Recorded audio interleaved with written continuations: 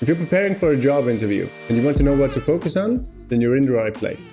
In this video, I'll tell you the two most important things to focus on in your interview preparation, why they're such game changers for any interview, and how to use them right. I'll also show you how to best prepare for them. Before we get into it, it would be great if you could like this video if you enjoyed it, and subscribe if you want to see more of this content. Let me know in the comments if there's anything else you'd like me to cover. Some things change from job to job and from company to company, but these two things stay the same universally. The number one most important thing to prepare for an interview is how to tell your own story.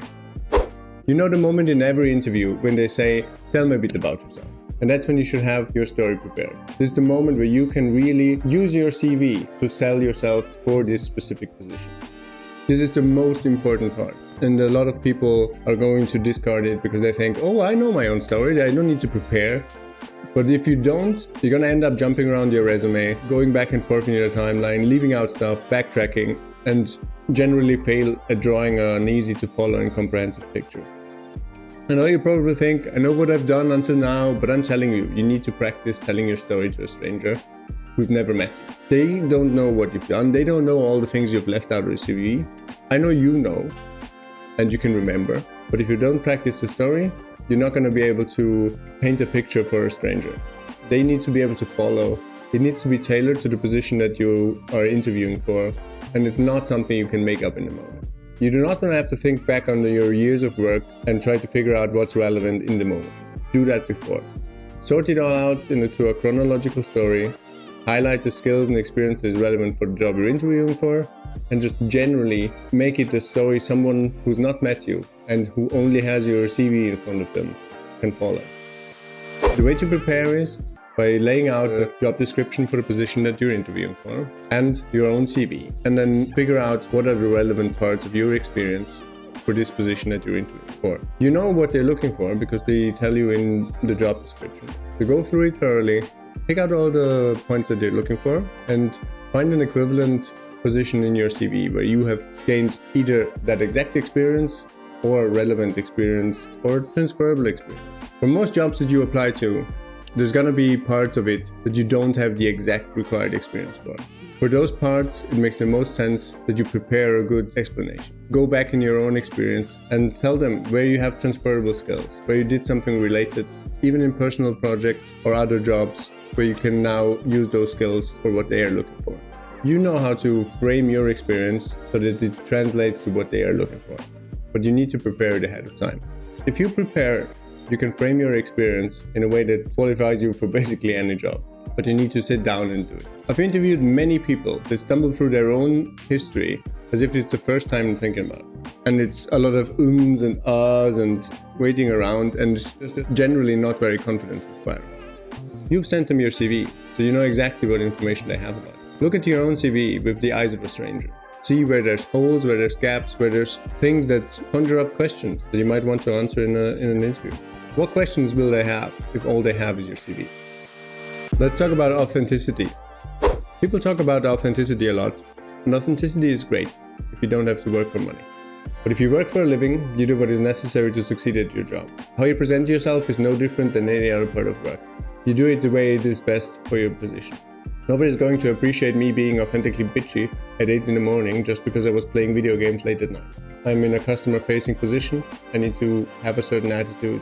I need to have a certain way of talking to people. It doesn't matter how I feel personally, what would be authentic for me to express. I know people say nobody expects a software developer or an engineer to have good social skills, but really, that only goes for fictional characters and multi-billionaires. Because most people, when choosing between two candidates of comparable skill, are going to go with the person who's easier to talk to and just generally more pleasant to be around. After all, they will have to work with that person.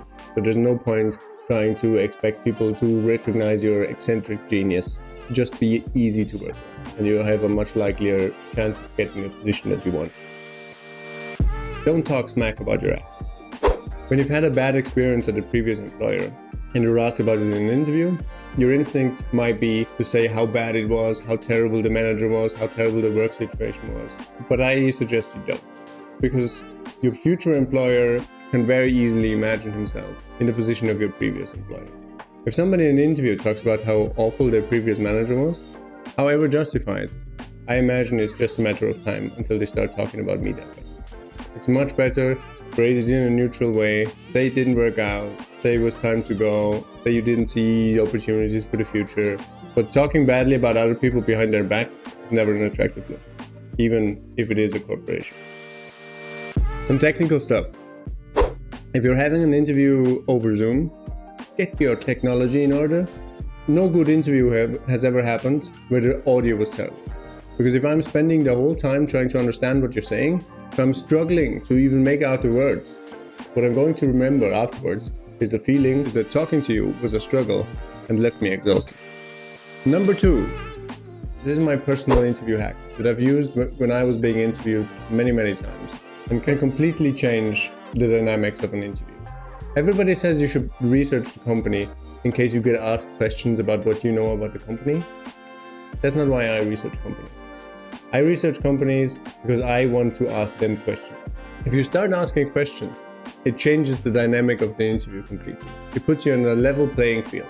Suddenly, you're not a small-time private person being interviewed by a big corporation. No, you are two people talking to each other, trying to find out if it's a good idea for both of you to work together.